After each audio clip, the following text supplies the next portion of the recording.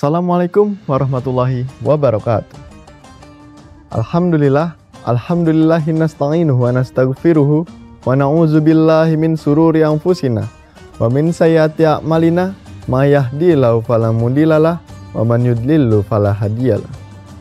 Asyhadu an la ilaha illallah wahdahu la syarikalah wa asyhadu anna Muhammadan abduhu wa rasuluh la nabiyya ba'da.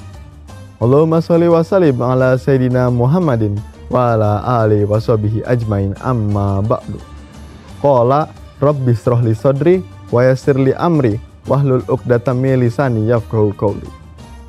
Qalu subhanaka la ilma lana illa ma 'allamtana innaka anta alimul hakim. In the name of Allah, the benefits, the merciful. In the name of Allah, the knower, the grateful. All praises be to Allah, the Lord of the world, the King of the king, the Master of the after, the Creator of everything in this universe. He has no partners. Peace and salutation to the great messenger Muhammad sallallahu alaihi wasallam and his household, his companion, his faithful follower who strive in Allah religion Islam. The Honorable to Director Gaza Islamic Boarding School, Mr. Muhammad Hariri Hadromi SPDI, and honorable again to all teacher council who I can mention this name one by one. Teman-teman yang saya hormati, perkenalkan nama saya Muhammad Eka Bunaya dari kelas 3 Madrasah Aliyah Pondok Pesantren Modern Gaza Al Islam. Berdirinya saya di sini tidak akan membahas apa itu keutamaan berpuasa, keajaiban bulan Ramadan, ataupun cara mendapatkan malam Lailatul Qadar. Akan tetapi berdirinya saya di sini berbeda dengan video sebelumnya akan membahas kejadian-kejadian yang terkadang dialami oleh sebagian umat muslim pada bulan Ramadan. Apa aja kejadiannya? Penasaran? Oke, langsung aja kita bahas dalam segmen tanya jawab seputar puasa. Pada bulan Ramadan, banyak manusia yang bisa dibilang ada yang sahur, ada yang enggak. Tapi juga ada manusia yang niat tapi dia tidak sahur. Lantas apakah puasanya sah? Jadi pembahasan yang pertama adalah orang yang berpuasa tapi tidak niat ataupun tidak sahur, apakah puasanya sah? Perlu kita ketahui, sahur itu sunnah. Jadi jika ada orang yang berpuasa tapi dia tidak sahur, tak asalkan dia niat di malam harinya, maka puasanya sah. Dan bagaimana sebaliknya? Jika ada orang yang sahur tapi dia tidak niat, apakah puasanya sah? Menurut Imam Al-Basyari dalam kitab Hasyiahnya mengatakan bahwa orang yang berpuasa hanya dengan sahur tapi tidak berniat, maka puasanya tetap sah. Karena kenapa? Orang yang sudah sahur artinya dia sudah mewakili niat. Karena bisa dibilang dia sudah makan, sudah minum, agar apa? Mendapatkan energi agar besok bisa bertahan dalam berpuasanya. Jadi jawabannya adalah sah. Namun dibalik itu semua, tetap saja puasa yang terbaik adalah puasa orang yang berniat dan juga orang yang sahur pada malam harinya. Namun dibalik itu semua, tetap saja puasa yang terbaik adalah puasa orang yang berniat dan juga orang yang sahur di malam harinya. Jadi orang yang nggak sah puasa itu adalah orang yang nggak niat dan juga nggak sahur. Oke, langsung aja kita bahas ke kejadian yang kedua. Apakah maksiat membatalkan puasa? Bulan puasa adalah bulan yang penuh ampunan dan penuh rahmat oleh Allah Subhanahu wa taala.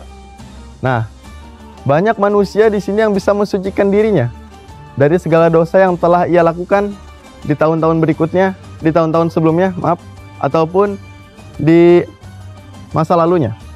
Akan tetapi, banyak juga manusia yang melewatkan kesempatan ini untuk mensucikan dirinya. Bahkan ia bermaksiat pada waktu ia berpuasa. Jadi apakah puasanya sah? Menurut para ulama, puasa dan maksiat adalah dua hal yang berbeda. Jadi jika ada orang yang bermaksiat saat ia berpuasa, itu puasanya tetap sah. Akan tetapi pahalanya dikurangi, tergantung dari maksiat yang ia lakukan. Semakin banyak maksiat yang ia lakukan, maka semakin berkurang juga lah puasa yang ia dapatkan. Berkurang juga lah pahala yang ia dapatkan. Nah, langsung aja kita bahas ke kejadian yang ketiga. Apakah gosok gigi saat siang hari membatalkan puasa? Oke. Menurut para ulama, sangat dianjurkan menggosok gigi ketika bulan puasa. Menggosok gigi pada siang hari saat berpuasa, hukumnya adalah makruh. Ada sebagian ulama yang mengatakan bahwa sangat dianjurkan menggosok gigi pada siang hari di bulan puasa. Tapi ada juga sebagian ulama yang mengatakan bahwa menggosok gigi di siang hari saat berpuasa adalah makruh. Karena kenapa? Ada yang mengatakan bahwa bau mulutnya orang yang berpuasa adalah lebih wangi dari minyak kasturi. Nah, di sini dikatakan oleh sebagian ulama makruh dan juga sebagian laginya tidak boleh ataupun haram, bisa batal. Jadi menurut sebagian ulama hukumnya itu makruh dan juga haram. Jadi itulah hukumnya menggosok gigi pada siang hari di bulan puasa. Kita masuk ke kejadian yang keempat, yakni apakah muntah membatalkan puasa? Oke, langsung aja kita bahas. Menurut sebagian ulama, jika ada orang muntah dikarenakan kesengajaan, maka puasanya itu batal. Tapi bagaimana jika ada orang yang sedang dalam perjalanan, misalkan mabuk laut, mabuk darat, nah itu dia muntah ketika dia berpuasa, maka puasanya tetap sah karena dia tidak sengaja. Jadi orang yang batal puasanya adalah orang yang disengajakan muntah, entah itu memasukkan benda lain ke dalam mulutnya sampai ia muntah dan mengeluarkan isi perutnya, maka itu hukumnya batal. Tapi jika tidak sengaja, maka itu hukumnya sah. Oke, kita masuk ke kejadian yang kelima. Apakah tidur keseharian membatalkan puasa? Menurut para ulama, tidur seharian asalkan ia sholat, maka itu sah. Langsung saja kita masuk ke kejadian yang kelima. Apakah tidur seharian membatalkan puasa? Hukum dari sebagian ulama mengatakan bahwa itu adalah batal. Karena kenapa? Jika orang berpuasa tidur seharian dan ia tidak melaksanakan sholat 5 waktu, maka itu sama saja ia berpuasa tapi sia-sia. Jadi hukumnya menurut para ulama itu batal. Tapi ada sebagian ulama yang mengatakan bahwa tidurnya orang berpuasa adalah ibadah. Itu memang benar, tapi tidak seharian. Jadi hukumnya orang yang tidur seharian saat bulan puasa, asalkan ia sholat, maka tetap sah-sah aja. Karena ia tidak makan, tidak minum, ataupun syarat-syarat puasa yang lain, ia tidak lakukan. Jadi itu saja mungkin yang saya bisa sampaikan. Kurang lebihnya mohon maaf. Sekian dari saya. Wassalamualaikum warahmatullahi wabarakatuh.